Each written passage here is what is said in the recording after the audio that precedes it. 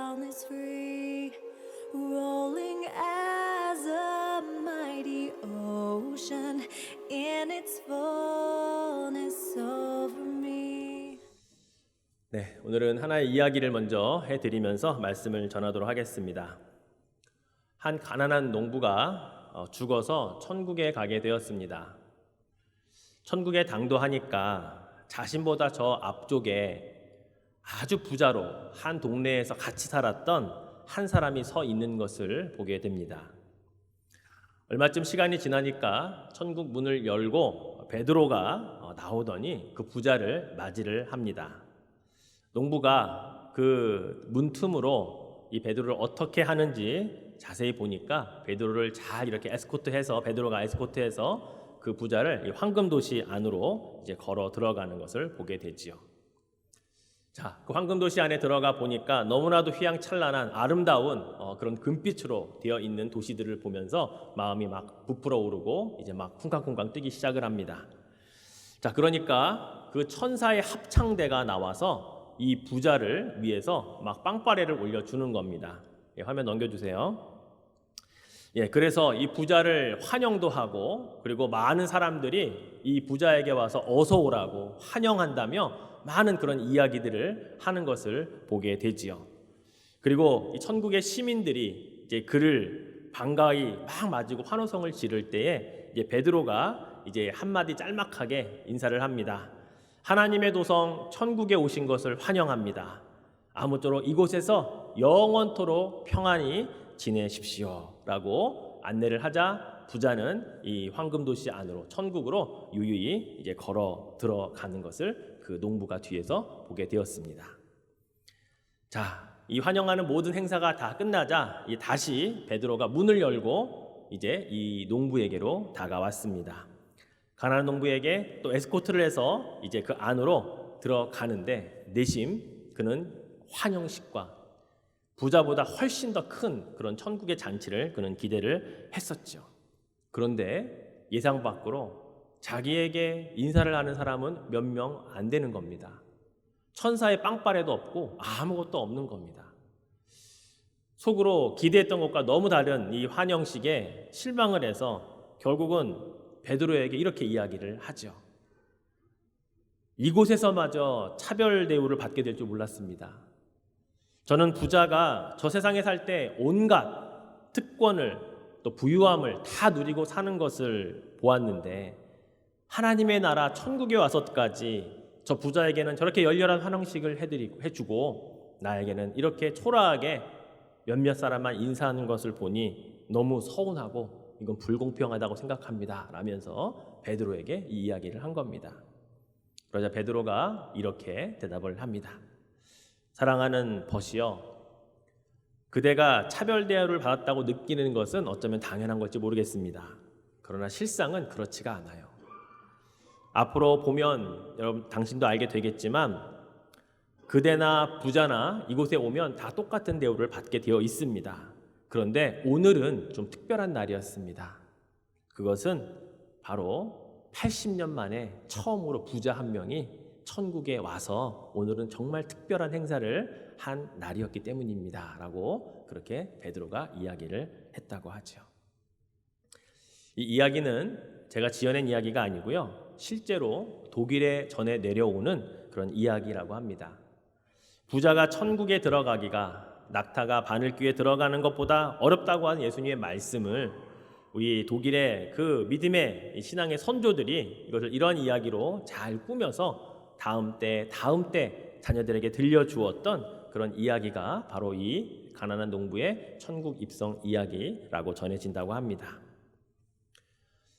오늘 우리가 살펴보려고 하는 주제도 이 땅에는 부유한 자도 많고 또 가난한 자도 많은데 과연 우리 믿는 자들은 이 부유함과 이 가난함에 대해서 어떤 태도를 가지고 믿음으로 살아야 하는가, 이 부분에 대해서 오늘 함께 나누려고 합니다.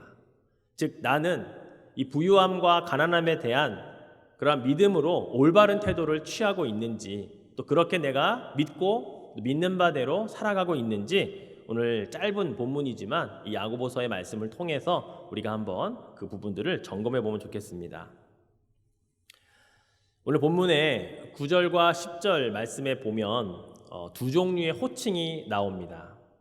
두 종류의 호칭은 뭐냐면 9절에는 낮은 형제는 이라고 시작을 하고 있고 10절에는 부한자는 이렇게 시작을 합니다. 낮다라고 하는 말은 우리가 가난한이라는 말로 바꾸어도 틀린 말이 아니고요. 부한자라고 할 때 이 자도 형제는 이라고 바꾸어도 틀린 말이 아닙니다. 자, 무슨 말인가 하면 바로 형제라고 하는 호칭을 야고보가 썼다는 것은요, 교회 공동체에게 준 편지였기 때문에 믿는 자들에게 한 말이라는 거예요. 믿지 않는 자들에게 한 일반적인 이야기가 아니고 교회 공동체 안에 예수를 그리스도로 믿고 그리고 믿음으로 살아가고자 하는 교회 공동체 안에 있는 그런 형제들을 향해, 믿음 형제들을 향해 한 말이라고 하는 겁니다. 교회 공동체 안에도 낮은 형제, 가난한 형제가 있고 부한 형제가 있고 그럴 수 있거든요. 충분히 바로 그런 형제들을 향해 이야기를 하고 있는 거죠. 그러면서 과연 이 가난한 형제 그리고 부한 형제, 과연 부와 가난에 대해서 믿는 자로서 어떠한 태도를 가지고 살아가야 할 것인가에 대해서 오늘 짤막하지만 분명하게 야고보는 이야기를 해주고 있다는 것입니다. 자, 그럼 먼저 낮은 형제, 가난한 형제는 어떻게 해야 되느냐? 자, 오늘 9절 말씀을 보면 낮은 형제는 자기의 높음을 자랑하라 라고 그렇게 말씀하고 있습니다. 과연 가난한 형제, 이 낮은 형제에게 높은 것이 무엇이 있을까요? 야고보는 분명히 자기의 높음을 자랑하라 이렇게 말씀을 하고 있는데 가난한 자에게 과연 높다고 하는 것이 뭐가 있을까? 우리는 한번 생각해 볼 필요가 있는 거죠. 이 말씀을 잘 살펴보면 앞으로 높아질 것을 자랑하라는 게 아니거든요. 지금 높아져 있는, 당신이 가지고 있는 그 높아져 있는 그것을 자랑하라 라고 이야기하고 있다는 거죠. 바로 그것은 가난한 형제가 가지고 있는 영적인 이 신분, 이 지위라고 하는 것을 이야기하고 있는 겁니다. 사실 우리가 오늘날 현대를 살아가는 많은 사람들이 가난한 사람들을 높여주는 일은 극히 드문 것을 우리가 잘 압니다. 오히려 무시하고 깔보고 인격적으로 모독하지 않으면 그나마 다행이죠. 그러나 이러한 모습은 비단 믿지 않는 사람들의 그런 삶의 모습에서만 있느냐? 아니라는 거예요. 오늘날 그리스도인들이 모이는 교회 공동체 안에서도 얼마든지 가난하기 때문에 무시당하고 또한 얕보는 그러한 일이 일어나고 있음을 야고보도 알고 있는 거죠. 그래서 그 오래전 수천 년 전에 초대교회 공동체나 또 오늘날 내 교회 공동체나 아니 앞으로 미래에 주님 오실 때까지 새롭게 만들어질 교회 공동체 내에도 이러한 문제는 분명히 있다는 것을 알기에 오늘 우리에게 말씀하고 있다라는 것입니다. 그렇습니다. 야고보가 말한 이 낮은 형제, 가난한 형제에게 가지고 있어야 할 최고의 자랑거리는 뭐냐? 그것은 바로 내가 어떠한 영적인 신분을 가진 자인가라는 것에 대해서 자랑할 만한 그러한 아이덴티티를 분명히 소유하고 있어야 된다고 이야기하고 있는 겁니다. 내가 하나님의 자녀라는 사실을 그냥 말로만 나 하나님의 자녀야 이 수준이 아닌 거예요. 여러분, 자랑한다는 것은 뭡니까? 말로 내뱉을 수 있어야 되는 거고요. 자랑하는 사람이 힘도 없이 기운도 없이 나 그냥 이런 사람이야 라고 말하지 않아요.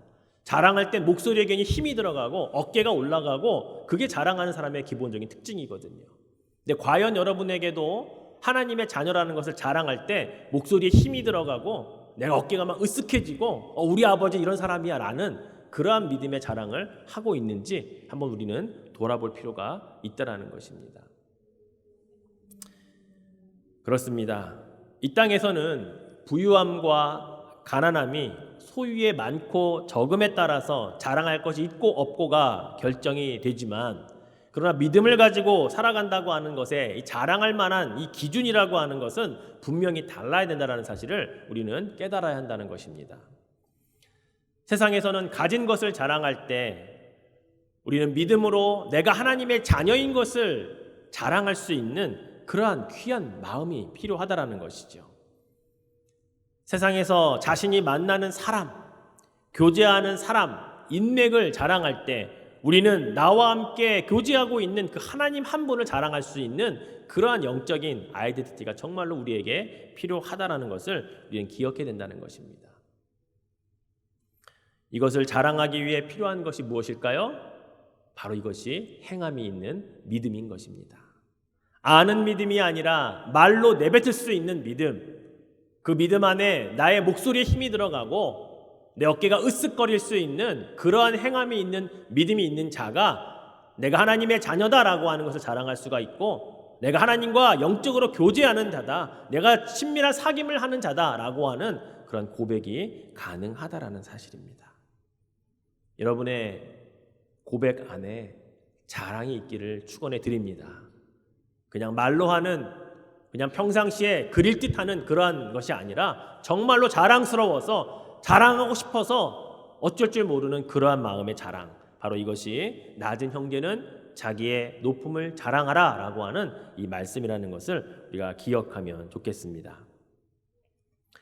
자, 두 번째, 그럼 부유한 자, 부한 자는 어떻게 하라고 말씀하고 있냐면 10절 말씀 한번 같이 읽어볼까요?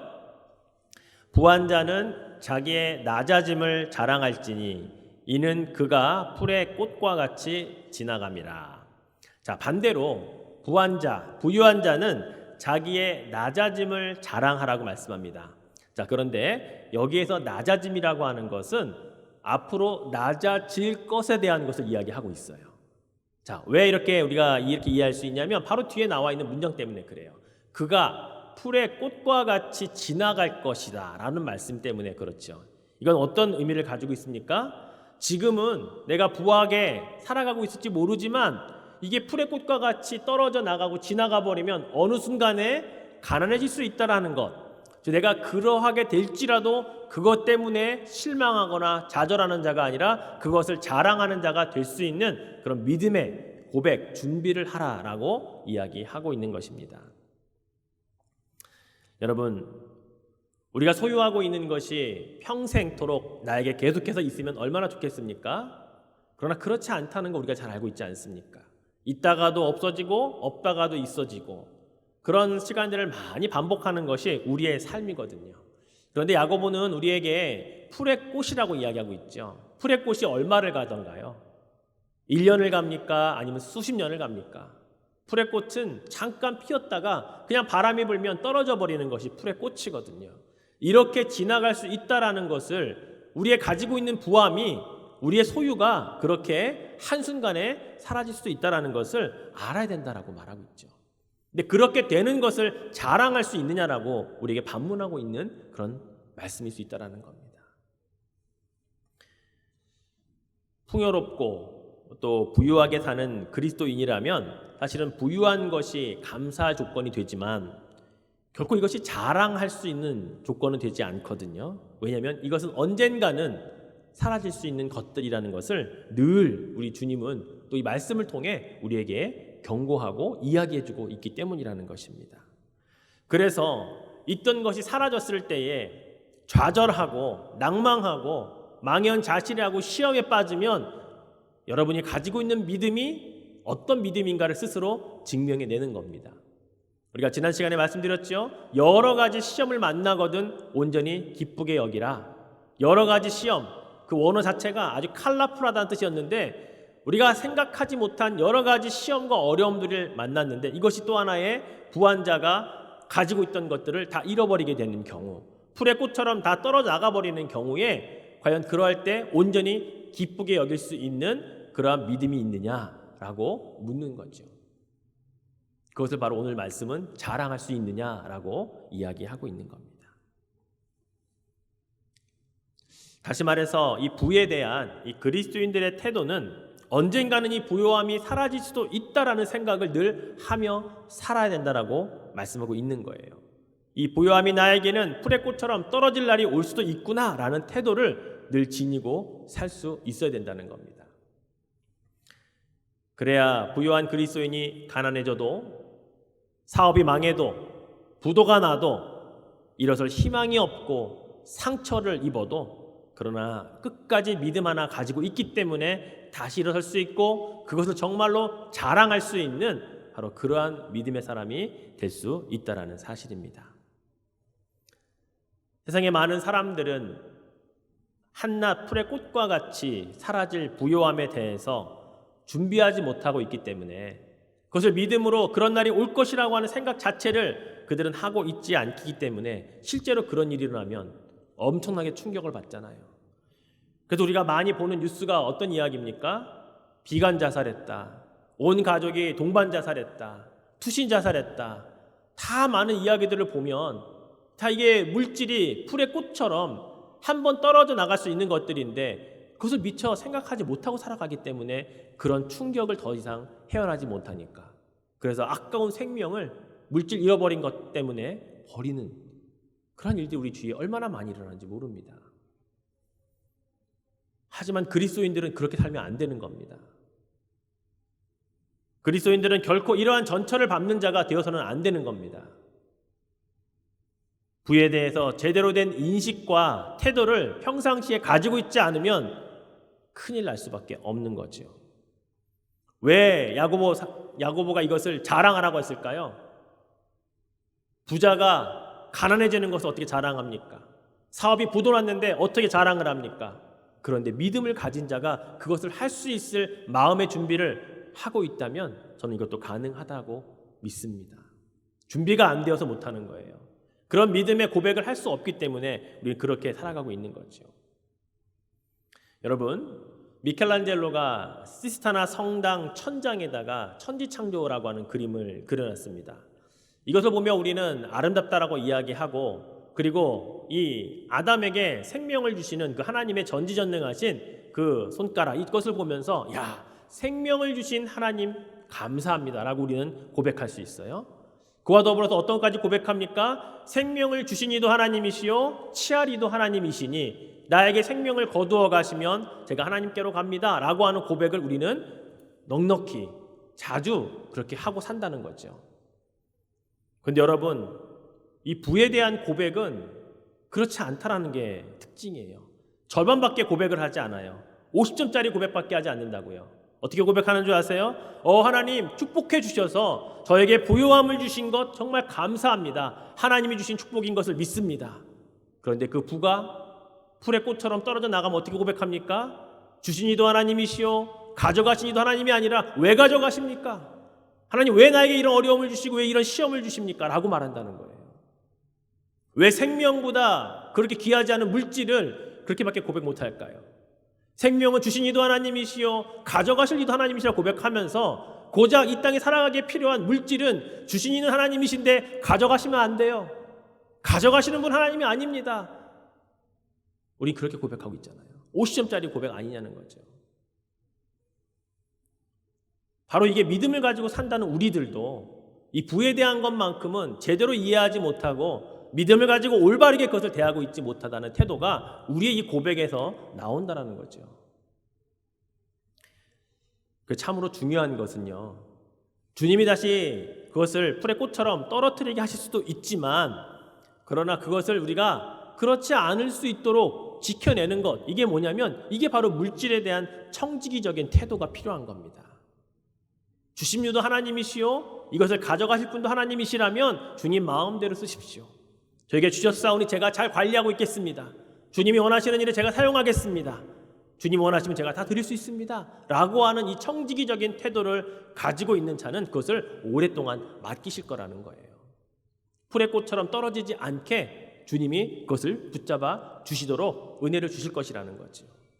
그러니 여러분, 우리가 가지고 있는 것을 풀의 꽃처럼 다 잃어버릴 때가 올 것이지만 언젠가는, 그러나 그렇지 않기 위해 조금 더 오랫동안 그것을 잘 관리하는 이 믿음의 청지기적인 태도야말로 우리가 하나님의 뜻대로 이 물질을 어떻게 사용하는 건가를 잘 배우고 우리가 익힐 수 있다면 우리는 얼마든지 그것을 오랜 시간 간직할 수 있다는 것 또한 우리가 깨달아야 한다는 것입니다.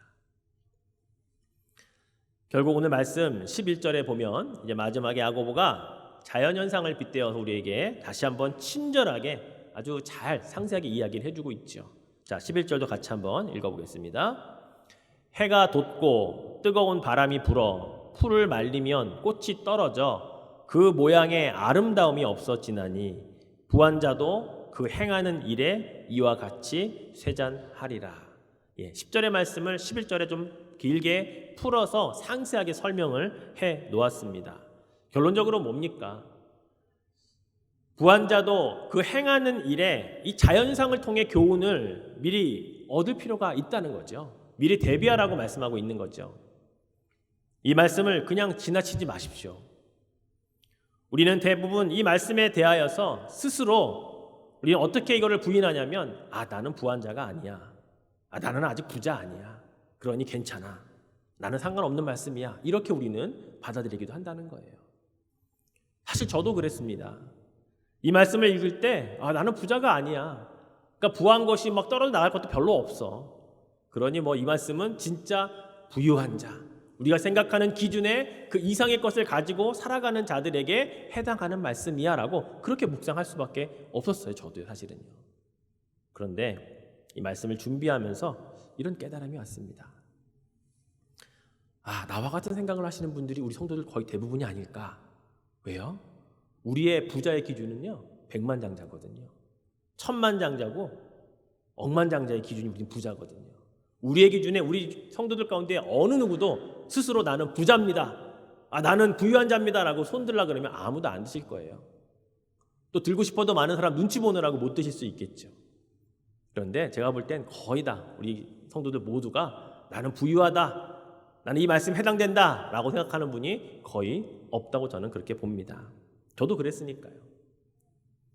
그런데 여러분, 이것이 왜 문제일까요? 우리들이 부의 기준을 이미 우리는 성경적인 것에서 벗어나고 있기 때문이라는 겁니다.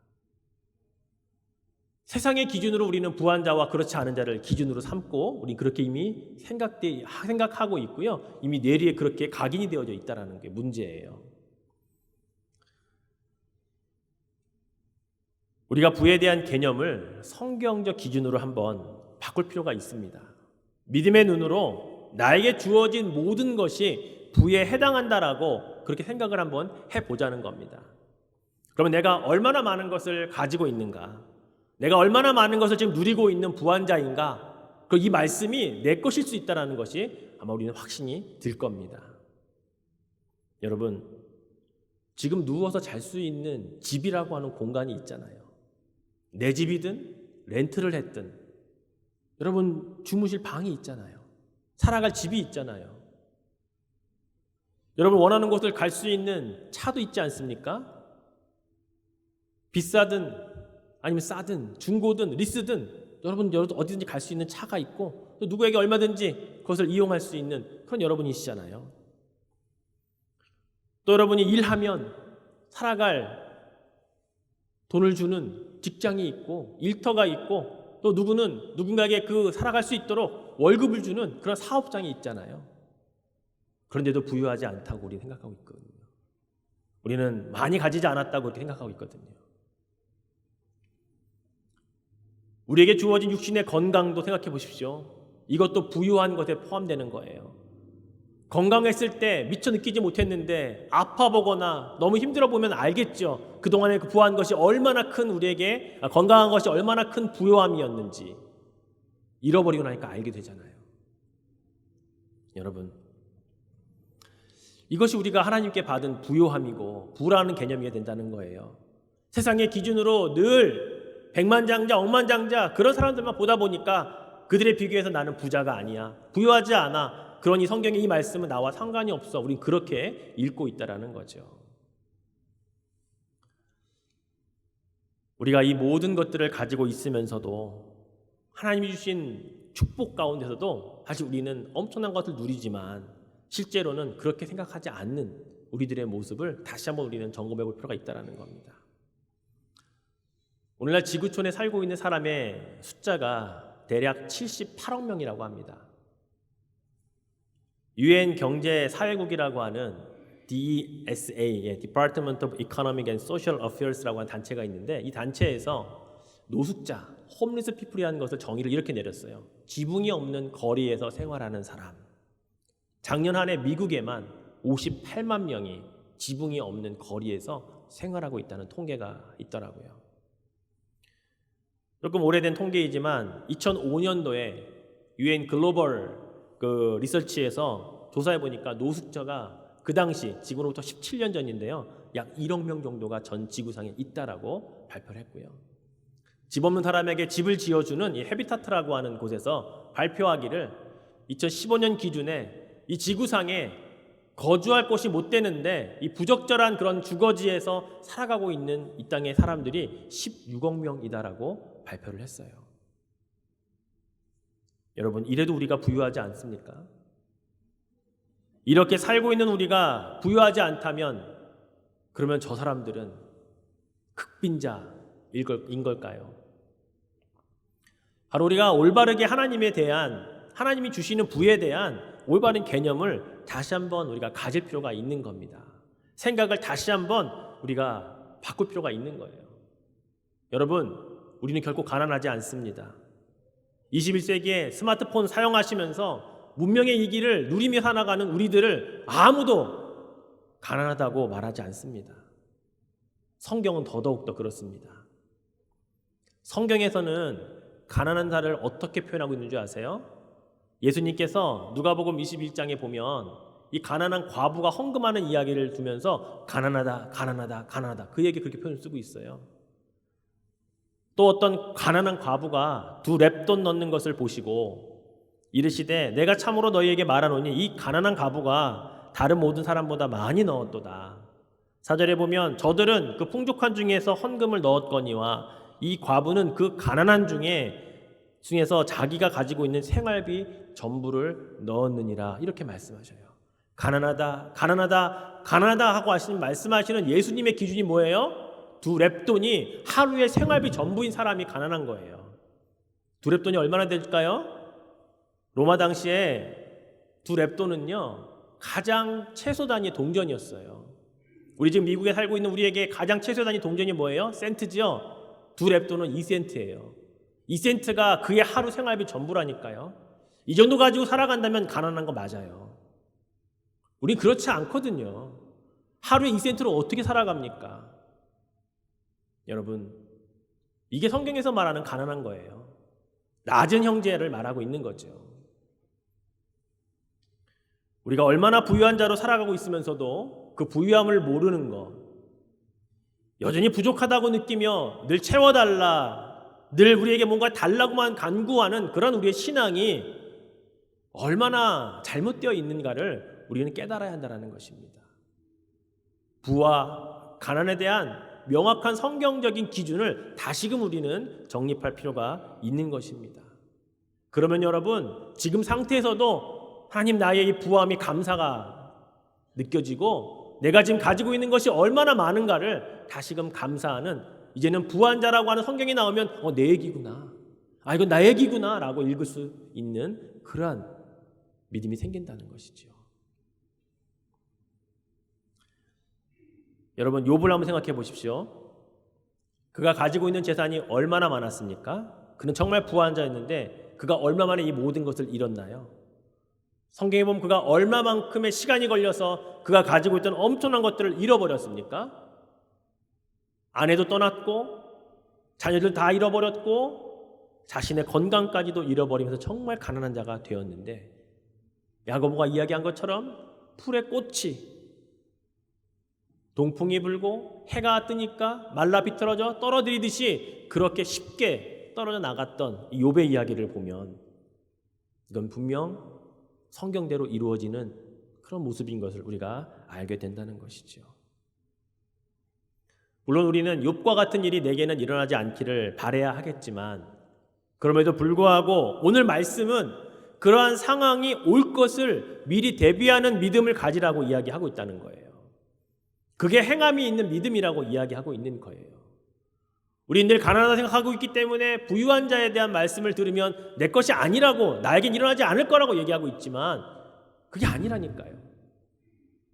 정말 믿음은 우리의 상태를, 우리의 삶의 현재 모습을 제대로 볼 수 있게 만드는 눈이라는 것도 깨달아야 하는 것입니다. 사랑하는 성도 여러분, 우리에게는 살아가면서 수없이 많은 일들이 일어납니다. 그것이 우리에게 어려움으로 올 수도 있고 우리에게 있던 것이 사라지는 때가 올 수도 있습니다.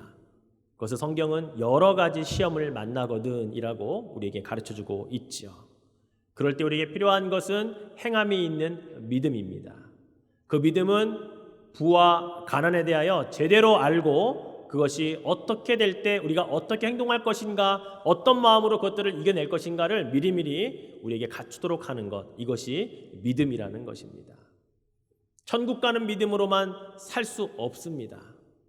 사도 바울이 그렇게 빌립보 성도들에게 이야기했던 것처럼 너희 구원을 나 없을 때에도 항상 이루라고 하신 그 말씀처럼 성숙한 믿음, 성화되는 믿음, 그리고 온전하여지는 행함이 있는 믿음으로 우리가 살아가는 삶에 많은 것들이 준비되어져야 한다는 사실을 여러분 깨달을 수 있기를 축원해 드립니다.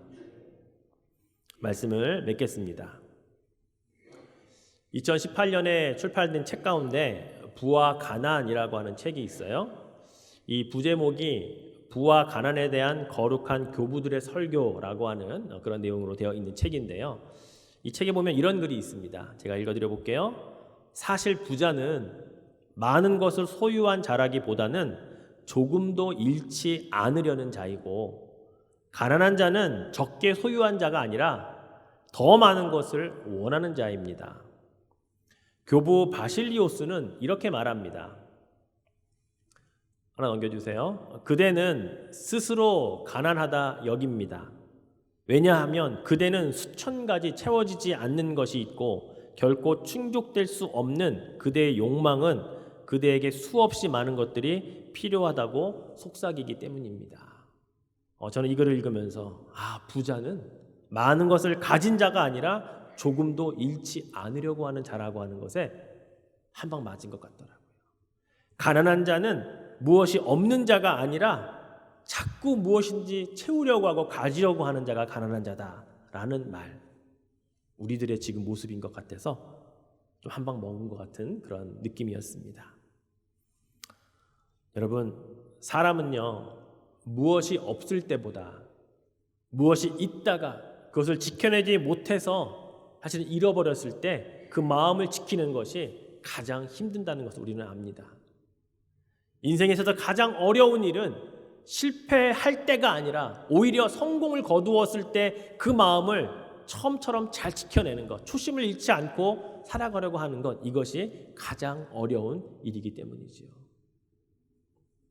그럼에도 불구하고 우리는 믿음으로 살지 않으면 끊임없이 가지려고 하고 채우려고 하고 세상적으로 부유한 자가 되고 싶어하는 욕망을 우리는 끊을 길이 없거든요. 그러나 실제로 부유하게 되었다가도 풀의 꽃이 떨어져 나가는 것처럼 가난한 자가 되었을 때 그것을 견뎌내는 것이 여간 힘든 일이 아닙니다. 그래서 우리는 부와 가난에 대한 이 행함 있는 믿음으로 어떻게 살아갈 것인가를 미리 준비하는 것, 이건 굉장히 우리에게 중요하다는 사실을 여러분 깨달아야 한다는 거예요. 특별히 오늘 결코 우리가 가난하지 않다라고 하는 사실을 먼저 인식하고 주어진 것에, 우리에게 주어진 부요한 것들에 감사함과 더불어 그것을 우리가 잃지 않기 위해 노력하는 자가 아니라 그것을 잃어버릴지라도 이렇게 내가 대처할 수 있는 믿음의 사람이 되기 위하여 우리가 미리 믿음으로 준비하는 것, 이건 정말로 중요하다는 것을 야고보를 통해 우리는 듣게 된다는 것입니다.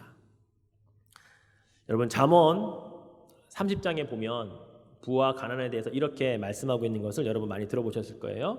자, 30장 8절과 9절을 한번 같이 읽어봅시다. 나를 가난하게도 마옵시고 부하게도 마옵시고 오직 필요한 양식으로 나를 먹이시옵소서.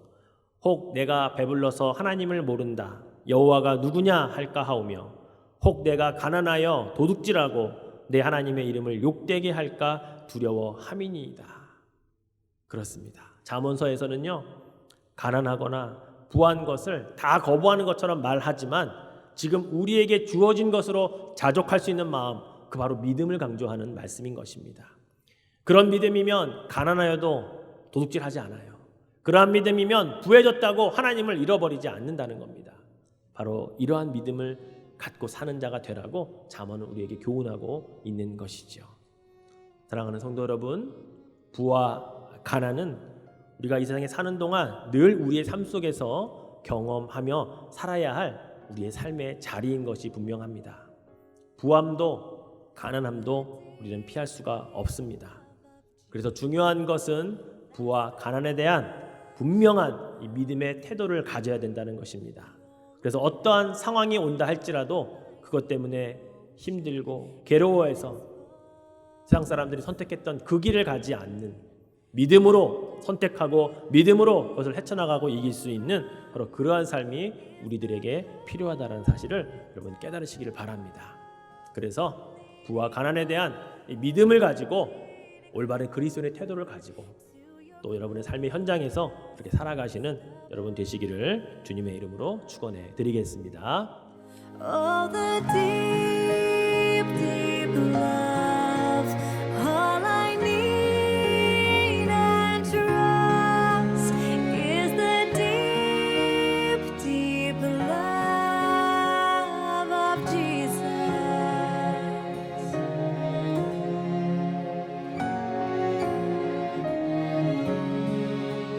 Oh, the deep, deep love of Jesus spread his praise from shore to shore. How he came to pay our ransom through the saving cross he bore. How he watches o'er his loved ones, those he died to make his own. How for them he's interceding, pleading now before the throne. Oh, the deep, deep love, all I need and trust is the deep, deep love of Jesus. Oh, the deep, deep love, all I need and trust is the deep, deep love of Jesus.